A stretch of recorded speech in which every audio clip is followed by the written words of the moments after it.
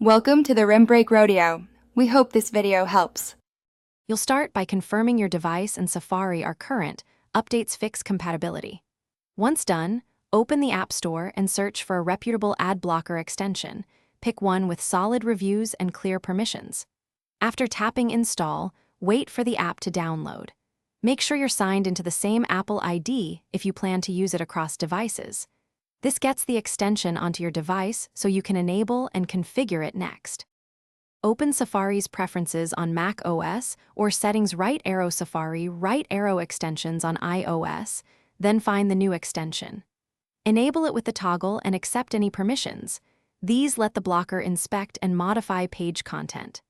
Next, open the Extensions app or Settings panel to select filters, enable anti-tracking, and whitelist sites you trust.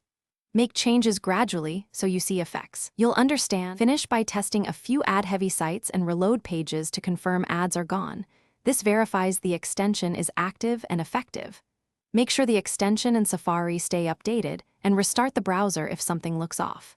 If ads still appear, clear Safari's cache, disable other extensions that may conflict, and try reinstalling the ad blocker. One key troubleshooting tip: ensure content blocking permissions are granted.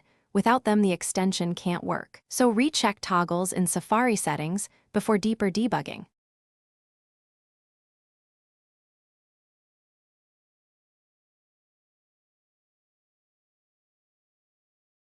Thanks for watching. Consider subscribing if we helped you.